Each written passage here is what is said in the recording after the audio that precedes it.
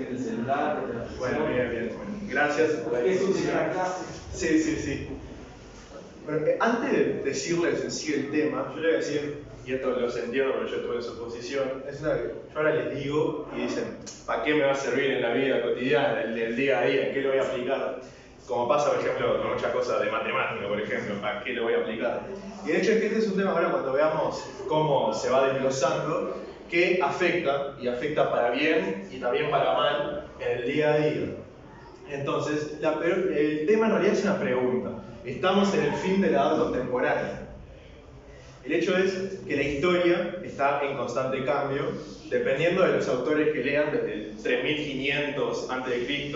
aproximadamente, la historia ha pasado por 4 épocas históricas distintas, todas con sus particularidades, con sus características y todas con sus innovaciones.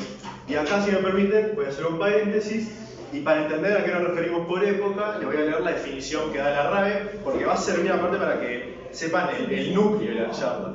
Y la RAE define, entre sus definiciones, define a la época como periodo de tiempo que se distingue por los hechos históricos en él acaecidos y por sus formas de vida. Como les decía, todas tienen particularidades distintas. Esto aparte sirve para que se pregunten, bueno, hoy día, son las características de nuestra sociedad, siglo XXI, pleno 2021, son las mismas que la de 1789, cuando comienza la edad contemporánea. Entonces, generalmente, los mayores cambios de pensamiento ocurren en tiempos de crisis. Y es un hecho que hoy día, si bien ya pasó lo peor, estamos en una crisis sanitaria. Pero no solo eso, sino que también estamos en una crisis política, crisis social, crisis culturales, crisis filosóficas, raciales. Entonces, teniendo en cuenta estas preguntas y esto es un tema que vamos a ahondar más adelante, que las épocas, que las edades terminan y las nuevas empiezan cuando hay cambios de pensamientos en la sociedad. Teniendo todo esto en cuenta, es preciso preguntarse, bueno, estamos en el fin de la edad contemporánea. Entonces, vamos a volver a incluso antes del principio. Para entender esto, vamos a ir haciendo un viaje por toda la historia para llegar al día de hoy. Hace 7 millones de años aproximadamente comienza la prehistoria con la aparición de los primeros homininos y se va a extender hasta el, como decía, 3500 aproximadamente, cuando por la zona de Mesopotamia, lo que hoy día es Oriente Próximo, se desarrolla una de las mayores invenciones cruciales, vitales, que hoy día a día las seguimos usando, bueno, más ustedes que son estudiantes, y tal es así que se considera que con esta invención la historia comienza. Por supuesto, ¿alguien sabe de lo que estoy hablando? La escritura. Con la escritura la historia comienza. Entonces, con esta invención se dice que comienza la Edad Antigua, un periodo largo, extenso. No vamos a detenernos en ella, no la vamos a analizar, vamos hasta el fin. La Edad Antigua finaliza en el 456 después de Cristo con la caída del Imperio Romano de Occidente. Digo Occidente porque ya a esa altura está el Imperio Romano de Occidente y el Imperio Romano de Oriente. ¿Bien? Entonces, con uno de los imperios más grandes, más influyentes en la historia universal. Entonces, con este periodo finaliza la Edad Antigua y comienza una edad famosa, yo les pregunto sobre periodización histórica, es la primera que muchos van a pensar, que es la Edad Media. Entonces, acá hay algo muy interesante, y es el hecho de que nosotros acá en América nos dicen el fin de la Edad Media y decimos, bueno, 1492, descubrimiento de América. El viejo mundo conoce el nuevo mundo, llega Colón. Descubrimiento entre comillas porque ya hay estudios científicos que demuestran que los vikingos han llegado a América del Norte en el siglo X. Pero bien, ¿qué pasa si yo les digo que, por ejemplo, en Europa o en Asia se enseña que en realidad la Edad Media había finalizado 39 años antes, en el 1453, con la caída de Constantinopla, el fin del Imperio Bizantino, o como también se lo conocía, el Imperio Romano de Oriente. Acá hago un paréntesis porque a mí por lo menos me causa gracia, ya sé que no es algo nada gracioso en realidad, pero también para decir que la Edad Media comienza y finaliza con la caída del Imperio Romano. Un detalle curioso. Ahora, la pregunta que ambos planteos son correctos. Ahora, ¿por qué son ambos planteos correctos? ¿Por qué podemos decir que en ambas fechas finaliza la Edad Media? Aparte de que en 1453, por ejemplo, finaliza la Guerra de los 100 años, Inglaterra-Francia, o también por esa fecha había sido la invención de la imprenta. Pero bueno, ¿por qué ambos planteos son correctos? Esto lo vamos a decir ahora. Porque comienza la Edad Moderna, un periodo relativamente corto si lo comparamos con estas últimas edades que veníamos hablando, muy corto. Fíjense que finaliza en 1789 con en el marco de la Revolución Francesa. Pero que ciertamente está marcado por hechos muy importantes, como por ejemplo el Renacimiento o las revoluciones liberales. Vamos a detenernos en ello porque son las revoluciones liberales las que nos van a dar pie para hablar de lo siguiente. Porque 1789, en el marco de la Revolución Francesa, finaliza la Edad Moderna. Ahora bien, no es, por más que fue importante y tiene su relevancia, no fue solo la Revolución Francesa la que finaliza este periodo. Fue el cenit de un conjunto de hechos. Porque, ¿qué pasa? Llegan las ideas liberales, de la mano, por ejemplo, de pensadores como Montesquieu, con la idea de la separación de poderes, y llega una nueva forma de pensamiento en la sociedad. Llega una nueva forma de pensar en todos los estratos de la sociedad. Y acá, aparte, fíjense, 1776, independencia, 4 de julio del 76, independencia de Estados Unidos, también bajo las ideas liberales. Entonces se da un cambio de pensamiento de todos, desde las clases más altas hasta las clases más bajas, y es una nueva novedad no solo a nivel político, sino a nivel filosófico, a nivel cultural, a nivel social, a nivel del derecho, a nivel de la economía. Incluso hasta en las bellas artes las ideas liberales influyen con nuevas pinturas, nuevas formas de expresarse, hasta musicales. Tal es así incluso que en el sistema internacional está la balanza del poder, el equilibrio del poder. Tanto influyen estas nuevas ideas que hay un desequilibrio en el poder. Y en el 1815, por ejemplo, en el Congreso de Viena, los reyes y príncipes europeos dicen no. Fue tal la mella que hicieron estas ideas que tenemos que volver 30 años atrás en la historia, el periodo pre-Revolución Francesa. Hay que traer de vuelta los absolutismos, porque estas ideas se habían transformado para muchos, habían hecho tanta mella, como dije, que se transformó para muchos en un modo de vida y una respuesta a la opresión. En la opresión que, a ver, estamos hablando de periodos absolutistas, periodos de monarquías. Entonces, acá lo que hay que entender, y la respuesta a lo que hablábamos al principio, hubo un cambio de pensamiento, y por lo tanto, y acá se responde a la pregunta de por qué ambos planteos son correctos, en 1453, 1492. ¿Por qué ambos planteos son correctos? Bueno, porque en ambos hubo un cambio de pensamiento profundo en todos los estratos de la sociedad. Y es en este marco de cambio de pensamiento que finaliza la Edad Moderna y comienza la Edad Contemporánea. Entonces, ahora que ya estamos acá en nuestro periodo histórico, yo sí les pregunto a ustedes, bueno, ¿terminó la Edad Contemporánea? ¿Cuándo termina la Edad Contemporánea? No, bueno, seguimos en ella, esa es la respuesta obvia. Pero teniendo en cuenta estos conceptos nuevos que tenemos, y teniendo en cuenta que, bueno, es cuando hay cambios de pensamientos, bueno, nos podemos empezar a preguntar, bueno, ¿cuándo va a terminar la Edad Contemporánea? Entonces vamos a introducir varios nuevos conceptos acá para responder esa pregunta. Yo no sé ustedes en estudios económicos si lo están dando, pero el año pasado nosotros, por ejemplo, dábamos Anthony Giddens, Un mundo desbocado, los efectos de la globalización en nuestras vidas. En ese libro, Giddens introduce la globalización y dice que es un fenómeno que se va a transformar en una especie de proceso de igualación y que va a permitir que los países puedan alcanzar su máximo potencial y que incluso países menos desarrollados puedan influir en las grandes potencias. Y no directamente, porque, por ejemplo, yo acá les puedo mencionar cómo ciudadanos mexicanos, por ejemplo, pueden influir en elecciones estadounidenses. Un país ciertamente menos desarrollado influye de alguna forma bastante poderosa, como es en las elecciones, en un país más desarrollado. Y la globalización moderna, generalmente uno, como le dije, la Revolución Francesa no fue solo ella, en 1789 fue una fecha que se eligió como un marco, un cono histórico, ¿no? Pero, a ver, acá para la globalización moderna se le puede poner fecha, día, mes, año, e incluso si se investiga lo suficiente, hasta ahora. Porque la globalización moderna, como la entendemos, la concebimos y hasta disfrutamos de sus beneficios, comienza exactamente el 9 de noviembre de 1989, caída del muro de Berlín. Digo globalización moderna primero porque en verdad podemos encontrar ejemplos históricos de este fenómeno, de esta revolución porque yo con todo respeto a Antonini voy a decir no, se quedó corto, no es solo un fenómeno, la globalización es una revolución.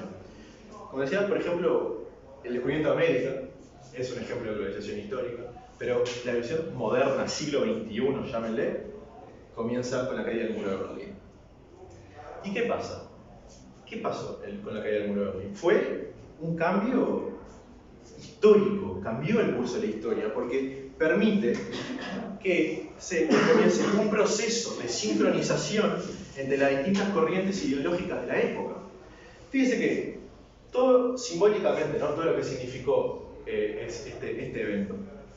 Tres mundos se unieron. El primer mundo, los aliados de Estados Unidos; el segundo mundo, los aliados de la Unión Soviética; el tercer mundo, los neutrales, los alineados, ¿no? Se unen.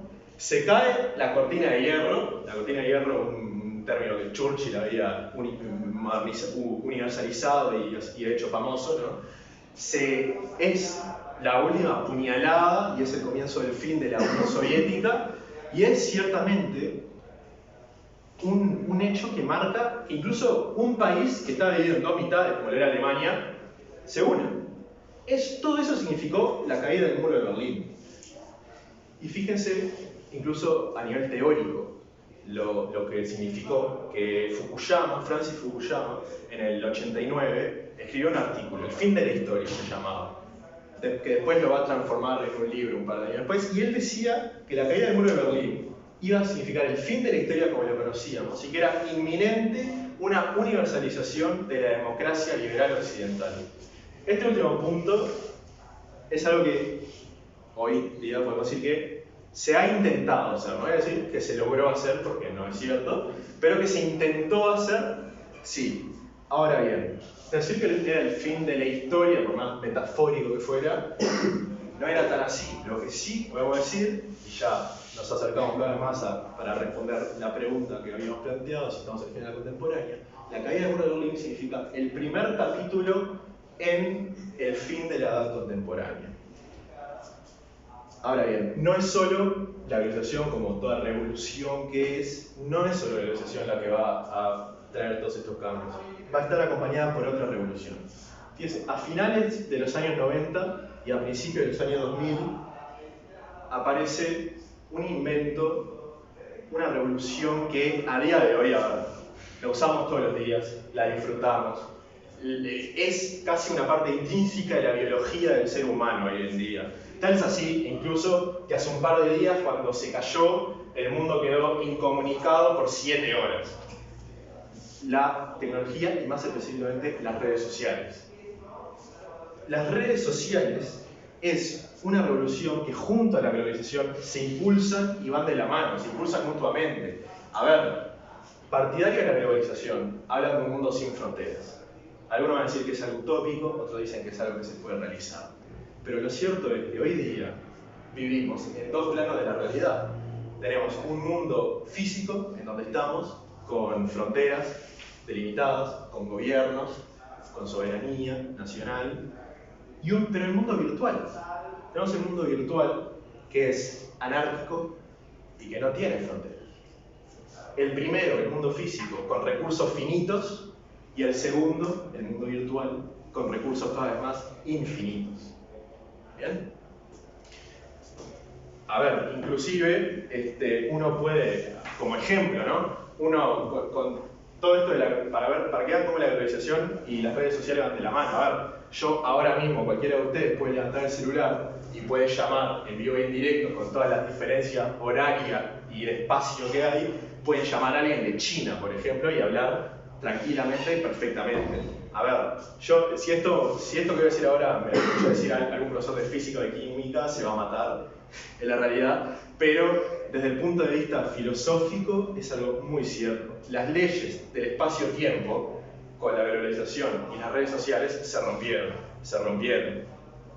El ejemplo que les puse es algo bastante claro.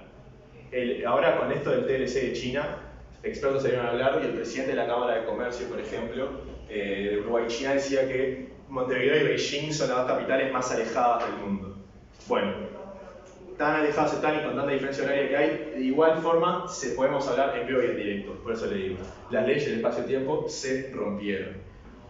Pero el avance tecnológico trajo una nueva característica a la vida del ser humano, trajo rapidez. Trajo rapidez, porque no solo se obtiene información de forma rápida, sino que también se vive de forma rápida. Nosotros, a ver, queremos hablar con alguien, mandamos un mensaje y nos pueden responder enseguida, incluso a veces queremos que nos respondan enseguida y nos ponemos nerviosos cuando demoran hasta minutos incluso. Ahora, hay un problema con esto. Fue Benjamin Franklin en el 1748 el que dijo time is money, el tiempo es dinero. Y si no es productivo detenerse, porque no es productivo, no da plata, es contraproducente, el ser humano no se puede detener a pensar, no se puede detener a pensar, a reflexionar. Y con esta problemática se llega al día de hoy.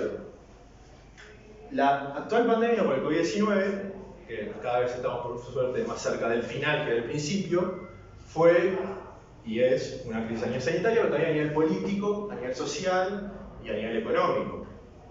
Literalmente, de la noche a la mañana, varios gobiernos dijeron, bueno, que decretaron confinamiento obligatorio. ¿Cuál es la peor consecuencia del virus? Bueno, en el caso, lo vamos a ver más adelante, en el peor de los casos, que por suerte es la gran minoría, es la muerte. Ahora, ¿cuál es la segunda peor consecuencia? Bueno, algunos te pueden decir que se satura el sistema sanitario, otros pueden decir la crisis económica que se generó, tanto a nivel mundial como en distintos países, otros pueden decir las crisis políticas que se generó, pero desde un punto de vista filosófico, yo les puedo decir que la segunda peor consecuencia del virus es que los seres humanos se vieron obligados a quedarse en sus casas, a encerrarse, a quedarse ahí. Bueno, tuvimos bastante tiempo clases por Zoom, incluso. Ahora bien, esto, que parece algo negativo, en verdad se va a transformar en algo positivo. ¿Por qué? Porque el ser humano, en la necesidad, de la noche a la mañana, no solo se tiene que quedar encerrado, sino que ese modo de vida, esa rapidez, se detiene, freno de mano. De la noche a la mañana se detiene, pasamos de quinta a punto muerto, a primera. Ahora, esto genera que el ser humano pueda pensar, pueda reflexionar. Y cuando el ser humano reflexiona y piensa, se pueden generar los cambios de pensamientos. Y más en estos tiempos de crisis. Como decíamos al principio, es en los tiempos de crisis cuando ocurren cambios de pensamiento, generalmente. Entonces, sabiendo esto, volvemos a la pregunta inicial. ¿Estamos en el fin o cuándo puede terminar la edad contemporánea? Ahora acá, para responder esto, ya hablamos de la globalización, hablamos de las redes sociales, hablamos de cuándo es que finaliza una edad y comienza otra. Y estos son los pilares fundamentales de esta pequeña teoría. Ahora bien, como dije, son pilares fundamentales y hay varias otras cosas que hacen a estos cambios, que las mencioné al principio. Problemas raciales, culturales, sociales, políticos, económicos. Vamos a analizarlos ellos uno por uno, rápidamente. Dejemos en claro algunas cosas sobre el COVID-19, ¿no? Presentó múltiples dificultades a nivel sanitario y si bien la muerte es una consecuencia, esta se presenta en la minoría de los casos. Un estudio de la CDC de Estados Unidos, ¿no? lo top, tanto hemos escuchado de la CDC, indicó que un 5% de los pacientes generan efectos severos tras contraer el virus, ¿no? Acá estamos en el nivel más crítico, más grave. Con efectos severos hablamos, por ejemplo, de fallos respiratorios, choques sépticos, fallos en múltiples sistemas. Y dentro de este 5%, un 2,3% fallece. O sea, una minoría absoluta dentro de la minoría absoluta. Ahora bien, que sea un desastre a nivel sanitario no significa que solo las personas fallezcan, porque como vimos en algunos otros países, los sistemas de salud se saturan. Acá no pasó, por suerte. Fíjense que los expertos dijeron que para que se considere que esté saturado, las camas CTI tienen que estar por encima del 85%, y Uruguay en su peor momento, acá yo agarré casi la primera quincena de junio de este año, estuvo entre el 70 y el 79%. Ahora, ¿por qué no puede saturarse el sistema? Bueno, esto es algo que podemos responder con lógica, no necesitamos ser médicos. Todavía hay otras enfermedades graves por curar, hay situaciones que pueden pasar que hacen que uno tenga que ir al CTI, le pegan un palazo, algo, no sé. Tiene que mantenerse relativamente estable el sistema de salud, vos lo sabrás. Ahora bien, entonces, ante la situación sanitaria y la necesidad de tener, que bajar la movilidad, diversos gobiernos tomaron la generalidad dos opciones. Generalmente, dos opciones en la generalidad. Un confinamiento obligatorio duro, incluso hasta en algunos casos con policías en la calle para evitar que la gente no autorizada salga, algo que puede parecer propio de una novela de Ray Bradbury de Fahrenheit 451, por ejemplo, pero es lo que pasó. O, en el otro caso, imponer ciertas restricciones, pero permitir que haya movilidad. Acá tenemos, para contrastar, dos ejemplos que no hay que ir muy lejos. Tenemos Argentina y tenemos Uruguay. Y hablar de Argentina es algo bastante interesante porque nos va a llevar a hablar de lo siguiente.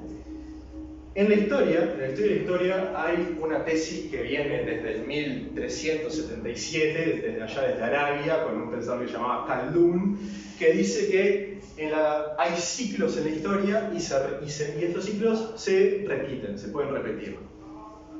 Entonces, si nos ponemos a pensar, tiempo de crisis, ante medidas cuasi autoritarias de confinamiento obligatorio, hay reivindicaciones de las ideas de la libertad. Bueno, podemos decir que hay paralelismos, tomando como ejemplo el caso argentino, pero que también se ve reflejado en otros gobiernos, hay paralelismos con el fin de la edad moderna y el principio de la edad contemporánea, con todo el tema de las revoluciones liberales. Hay reivindicaciones de las ideas liberales. Bueno, por poner un ejemplo, hace unas semanas fueron las PASO en Argentina, y uno de los mayores ganadores fue, por ejemplo, Javier Milei, justamente alguien con ideas liberales, y que cuando repuntó todo, bueno, frente a las ideas de confinamiento que planteaba el gobierno argentino, aparte de todo el tema económico, ¿no? Por supuesto. Ahora bien, las pandemias y la cuarentena obligatoria pusieron de vuelta estas ideas liberales en la mente de las personas. ¿Van a poder subsistir o no? ¿Van a poder ser algo que quede en el tiempo? No lo sabemos. Eso solo el tiempo lo dirá.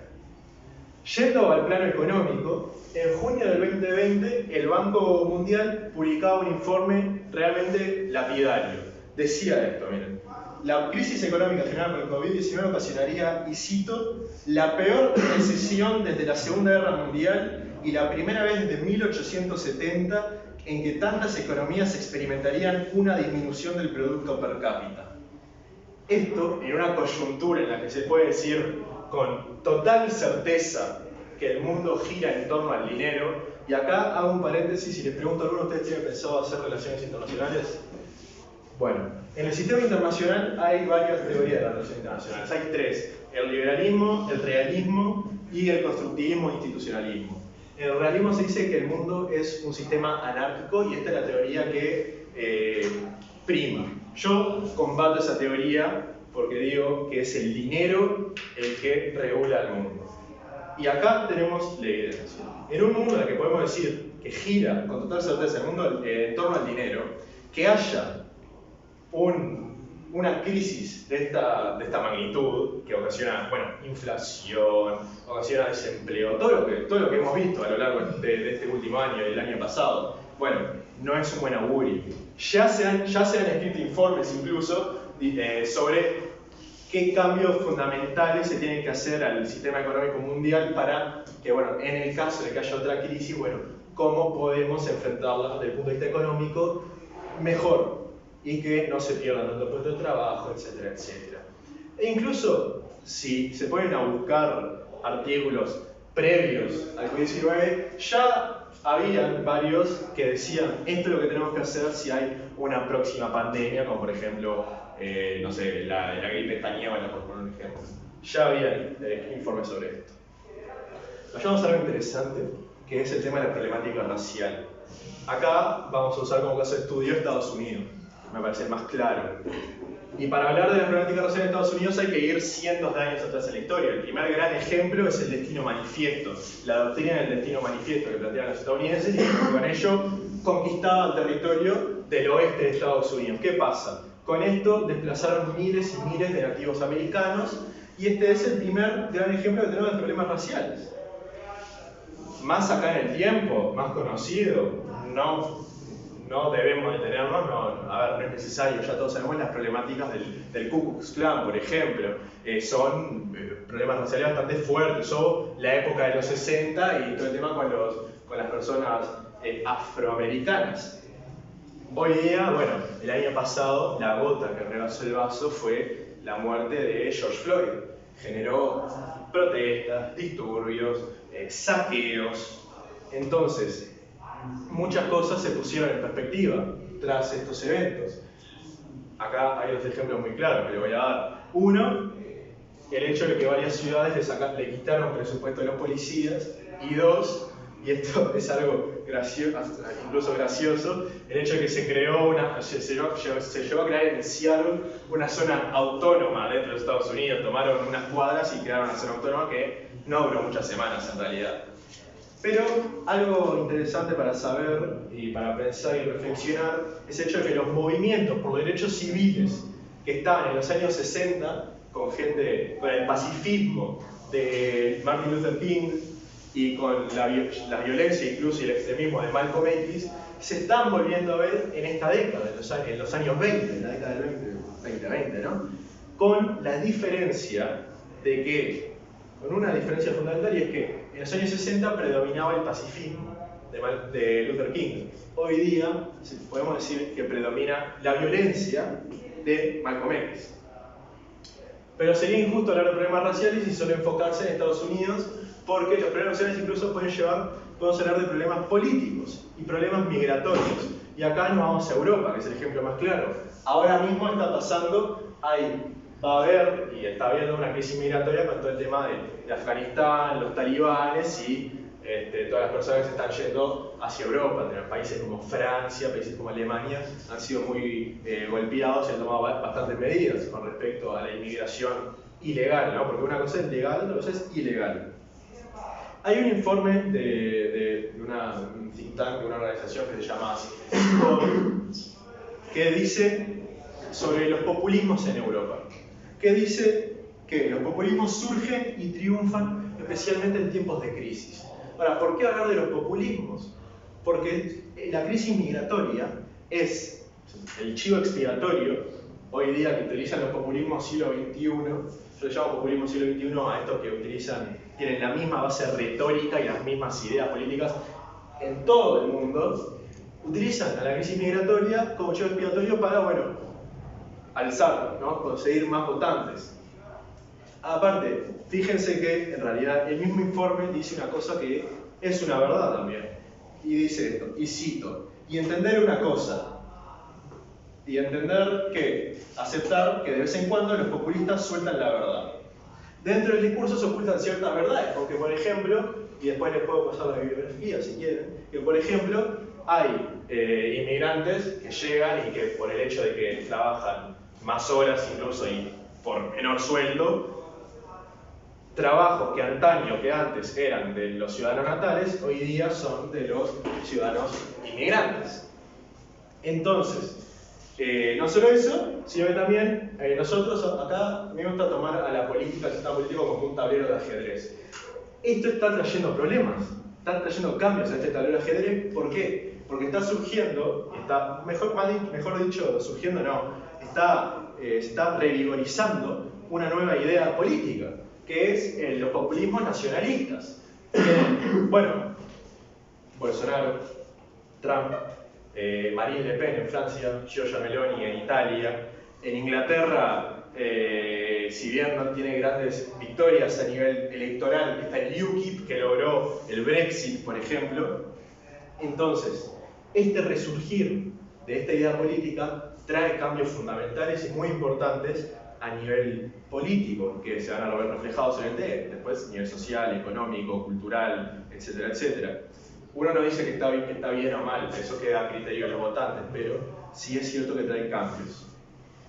Entonces, habiendo puesto sobre la mesa todos estos cambios que hemos venido hablando, porque acuérdense, dijimos que cuando hay cambio de pensamiento, estos cambios traen a cambio de pensamiento. Entonces, habiendo hablado de la globalización y las redes sociales, habiendo hablado de los dos mundos en los que vivimos, la rapidez que nos caracterizaba y que se vio frenada, habiendo hablado de las nuevas innovaciones que han surgido con respecto a nivel sanitario, habiendo hablado de la economía, habiendo hablado de los problemas raciales, habiendo hablado de los cambios políticos. Bueno, entonces, todo esto está generando una nueva edad de la historia, o por lo menos estamos próximos valga la redundancia, al próximo capítulo en la historia de la humanidad. Entonces, teniendo en cuenta lo que planteábamos al principio, una termina y otra comienza cuando hay un cambio de pensamiento profundo a nivel de la sociedad, yo por lo menos estaría inclinado a decir que estamos en los albores de una nueva edad, estamos llegando, no voy a decir estamos, pero estamos llegando a una nueva edad en la historia. Está este nuevo término que en realidad ya existía, pero acá lo conocimos durante este último año, la cuestión de la nueva normalidad, ¿no? Cómo debemos vivir haciéndole frente al coronavirus y bueno, cómo nuestras vidas. Yo la tomo a ese concepto en ese estilo, pero también lo tomo como los próximos pasos de la sociedad frente a estos cambios y cómo se van a ver reflejados en una nueva edad histórica. Bueno. Entonces, a ver, hacer futurología siempre, no es algo productivo en realidad, no podemos predecir exactamente lo que puede pasar. Las más acertadas de las predicciones a veces fallan. Por ejemplo, nosotros no nos esperábamos una pandemia ahora en pleno siglo XXI, no nos lo esperábamos, sin embargo pasó. Pero, esto no nos impide decir lo siguiente. Uno, y esto es algo que puede parecer como que me estoy atajando, pero en verdad, estas generaciones no vamos a estar vivas para cuando los historiadores intelectuales del futuro digan, bueno, acá terminó la edad contemporánea y empezó esta nueva edad. Fíjense que, por ejemplo, la primer periodización histórica se dio en el 1688 con un historiador, un cartógrafo que se llamaba Christoph Keller. Y él divide la historia en tres: edad antigua, edad media y edad moderna. El hecho es que tuvieron que pasar cientos de años para que haya una periodización. Y la segunda cosa que podemos decir es que estamos en el principio del fin de la edad contemporánea. En estos momentos estamos en el último capítulo de la edad contemporánea. Todos estos cambios se van a ver reflejados 50, 100 años después en una nueva forma de pensamiento, en una nueva forma de vivir. Entonces, ¿cuál será el nombre de esta nueva edad o cuándo va a empezar? No lo sabemos. Pero las actuales crisis y los actuales cambios de pensamiento, la nueva forma de pensar, están haciendo mella en la sociedad y van a generar nuevas formas de pensar, que ya se están haciendo. Si agarran libros de filosofía que se han hecho, por ejemplo, en este último año, ven nuevas ideas, nuevas cuestiones que surgen frente al coronavirus. Entonces, hay tres preguntas que son fundamentales y que se desprenden de lo que hemos venido hablando. La primera, ¿son positivos o negativos estos cambios? La segunda, ¿estamos preparados para esta nueva edad? Y la tercera, y quizás la más importante, ¿estamos avanzando muy rápido? Fíjense que incluso no hablamos no nos adentramos en el tema medicina, no hablamos, por ejemplo, de los cambios a nivel de la genética, todas las cuestiones que están haciendo en torno a la genética y la tecnología con el ser humano, el tema de las prótesis. Todo eso es algo, se pone a ver en el tema de la evolución, algo bastante pesado. Pero la respuesta a estas preguntas no la sabemos aún, solo el tiempo y nuestras acciones lo dirán. Muchas gracias.